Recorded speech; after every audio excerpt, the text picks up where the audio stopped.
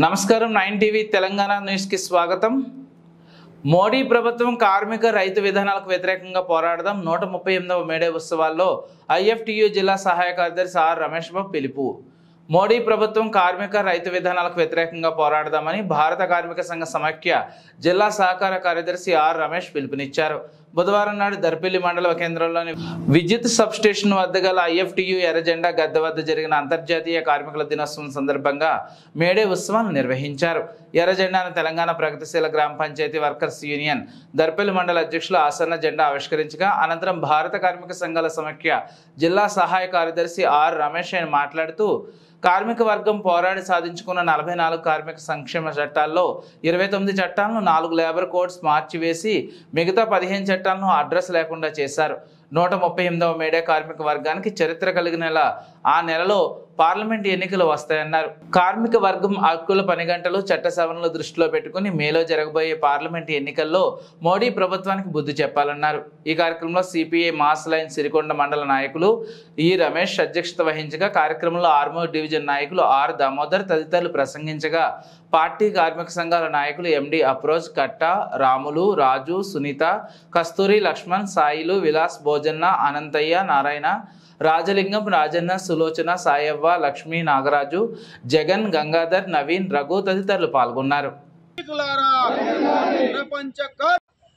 ఈరోజు ప్రపంచ కార్మికులారా ఏకంగా నిదానంతో ఈరోజు ప్రపంచవ్యాప్తంగా ఎర్రజెండా రెపరెపలాడుతుందనే విషయం మరొక్కసారి గుర్తు చేస్తూ ఎక్కడో చికాగో నగరంలో అమెరికాలో జరిగిన మారుమూల ప్రాంతంలో జరిగిన అలాంటి మేడే కార్యక్రమాన్ని మారుమూల ప్రాంతంలో దర్పేలో జరుపుకోవడం అనేది ఇది కార్మికులు సాధించిన విజయంగా మేము భావిస్తూ ఉన్నాం।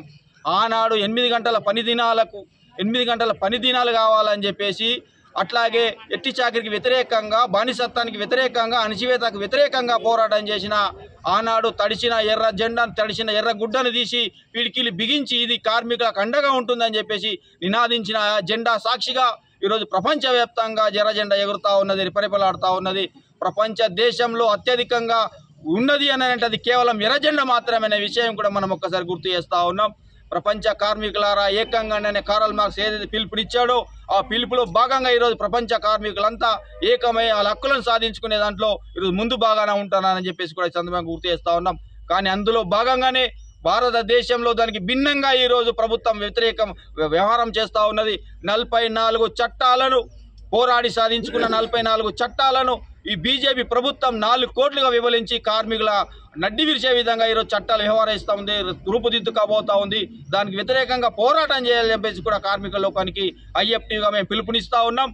ఒకవేళ నిజంగానే వాళ్ళు అనుకున్నట్టుగా చేస్తే కార్మికులకు పోరాటం కొత్త కాదు, కార్మికులకు హక్కులు సాధించుకోవడం కొత్త కాదు। కార్మికులకు పోరాటం అంటే అదేదో విధంగా కాదు, ఖచ్చితంగా కార్మికుడు రెక్కాడి దగ్గర డొక్కాడని శ్రమను నమ్ముకొని బతుకుతున్న కార్మికుడు ఎక్కడ విన్నా పోరాటం చేస్తాడు, తన హక్కులు సాధించుకునే దాంట్లో ముందు బాగానే ఉంటాడని చెప్పేసి కూడా ఈ సందర్భంగా గుర్తు చేస్తూ ఉన్నాం। సుప్రీంకోర్టు ఒకవైపు తీర్పునిచ్చింది, సమాన పనికి సమాన వేతనం ఇవ్వాలా, దాన్ని అమలు చేయాలని చెప్పేసి సుప్రీంకోర్టు తీర్పునిచ్చిన ఈ బీజేపీ ప్రభుత్వం దాన్ని అమలు చేయకుండా ఈరోజు సాకులు చెప్తా ఉన్నది। అట్లాగే బీడీ కార్మికులకు పెన్షన్ 5,000 రూపాయలు ఇవ్వాలని చెప్పేసి గత 10 సంవత్సరాల క్రితం తీర్పునిస్తే నేటికి కూడా దాన్ని అమలు చేయకుండా అరకొర 1000 రూపాయలు పెన్షన్ ఇచ్చి ఈరోజు చేతులు తిప్పుకునే ప్రయత్నం చేస్తూ ఉంది। సరైన విధానం కాదని చెప్పేసి కూడా ఈ బీజేపీ ప్రభుత్వాన్ని మేము హెచ్చరిస్తూ ఉన్నాం।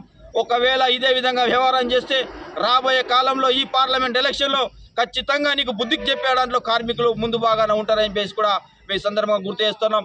ఒక వయసు జీపీ కార్మికులకు మల్టీపర్పస్ విధానాన్ని తీసుకొచ్చి ఇప్పటికే కార్మికులను శ్రమ దోపిడీ చేస్తూ ఉంది ప్రభుత్వమే, దానికి వ్యతిరేకంగా కూడా మేము పోరాటం చేస్తూ ఉన్నాం।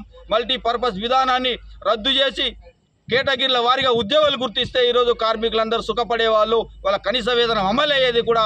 కానీ దాన్ని చేయకుండా ప్రభుత్వాలే ఒక రకంగా శ్రమ దోపిడీ చేస్తున్నాయి। పెట్టుబడిదారులు శ్రమ దోపిడీ చేస్తారని చెప్పేసి గతంలో అనుకునే వాళ్ళం, కానీ ఈరోజు పెట్టుబడిదారుల్లో రూపం మార్చుకొని ప్రభుత్వాలే ఈరోజు పెట్టుబడిదారుల కంటే అత్యధికంగా ఉత్సాహంగా వీళ్ళు కార్మికుల శ్రమ దోపిడీ చేస్తూ ఉన్నారు। వాటిని అరికట్టే వారంలో ఐఎఫ్టీగా ముందు బాగానే ఉంటాయని చెప్పేసి కూడా ఈ సందర్భంగా మేము గుర్తు చేస్తూ ఈ ప్రభుత్వాలకు హెచ్చరిక జారీ చేస్తూ ఉన్నాం। తక్షణమే కార్మికుల సమస్యలు పరిష్కారం చేసి వాళ్ళ సమాన పనికి సమాన వేతనం ఇవ్వాలని చెప్పేసి కూడా ఈ సందర్భంగా గుర్తు చేస్తూ